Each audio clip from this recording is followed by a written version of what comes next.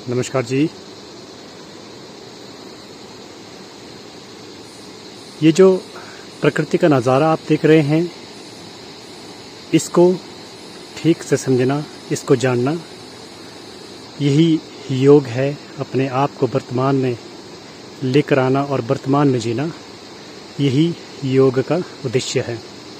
इस वक्त आप देख रहे हैं किस तरह से सूरज ने एक लालिमा छोड़ी है और पूरा आकाश कितने रंगों का दिखाई दे रहा है।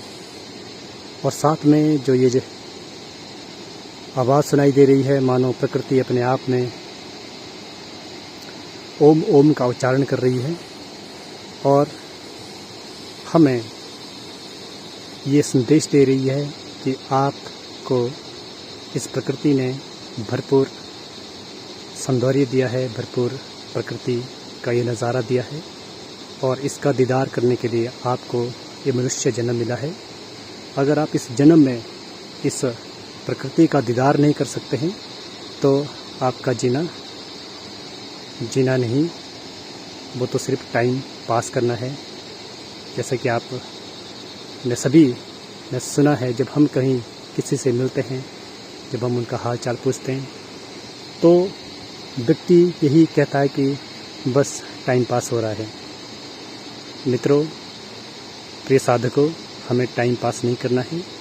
हमने प्रकृति ने जो हमें ये भरपूर सौंदर्य दिया है, हमने इसका दीदार करना है और अंत में इस प्रकृति से भी ऊपर जो हमारा आत्म तत्व है, जो हम है, जो हम स्वयं है, उसको हमने जानना है। और उससे भी ऊपर हमने उस सुपरनेचुरल पावर, उस ईश्वर, उस सृष्टिकर्ता में एकाकार होना है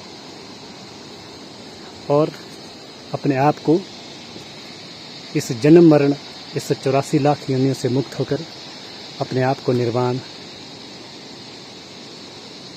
को प्राप्त कराना है। ध्यान एक स्वतः घटित होने वाली क्रिया है। आप रास्ते में चल रहे हैं,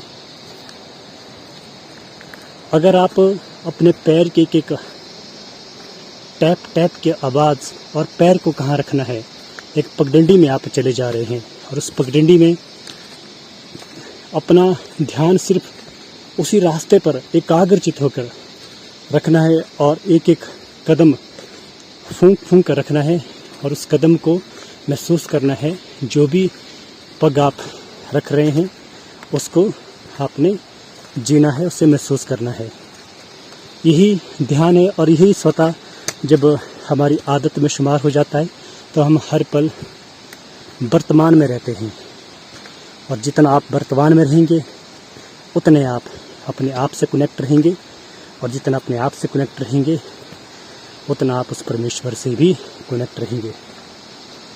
मित्रों, हमें रोज़ जीवन में जितना हमारे लिए खाना जरूरी है हमारे भौतिक शरीर के लिए, उतना ही जरूरी ध्यान है हमारे आध्यात्मिक शरीर के लिए। अगर हम ध्यान नहीं करते हैं तो हमारी आत्मा का पोषण नहीं हो पाता है और हमारा आत्मा जब कमज़ोर होता है तो हम उस मन के अधीन हो जाते हैं और मन हम पर हावी होता है। वैसे मन का भी अगर स्वतः गुण देखे तो वो भी सात्विकता है, लेकिन कहीं न कहीं मन भी उन इंद्रियों का गुलाम हो जाता है जो बहिर जगत की तरफ है। तभी कहते हैं हमें प्रत्याहार में उन इंद्रियों को बहिर जगत से अंतर जगत यानी अंतर्मुख करना होता है। और जब हमारी इंद्रियां वश में होगी, हमारा मन में वश में होगा, तभी हम आत्मा को जान सकते हैं। हमारा आत्मा उतना शक्तिशाली होगा, यानी हम स्वयं उतने शक्तिशाली होंगे। देखिए, ये पानी, अगर आप यहाँ पर ध्यान लगाना चाहते हैं तो ये पानी की एक धार बह रही है, उसमें लगातार एक टक से देखते रहें और उसे निहारते रहें। और अपने आप को यहाँ इस पानी की धार में अपने आप को पाएं, अपने आप को ढूंढने की कोशिश करें। यही ध्यान है। मैं आशा करता हूँ कि आपको ध्यान की एक हल्की सी अनुभूति हो रही होगी और आप अपने जीवन में इस ध्यान को चलते हुए, बैठते हुए या कहीं पर भी कर सकते हैं। और कैसे करना है वो मैंने आपको बताया। हमने चलते हुए हम अगर अपने पाँवों को किसी पगडंडी में जा रहे हैं, उसको देखते हुए एकटक और अपने पाँवों को ठीक से रखते हुए ध्यान कर सकते हैं। या अगर कहीं आप बैठे हैं, खुली आंखों से ध्यान करना चाहते हैं, तो आप देख सकते हैं इस वक्त जो ये लालिमा दिख रही है, बस उस लालिमा को निहारते रहें और उस लालिमा में अपने आप को खोजने की कोशिश करें, अपने आप को वहाँ पाएं, वहाँ अनुभव करें। यही ध्यान है। धन्यवाद।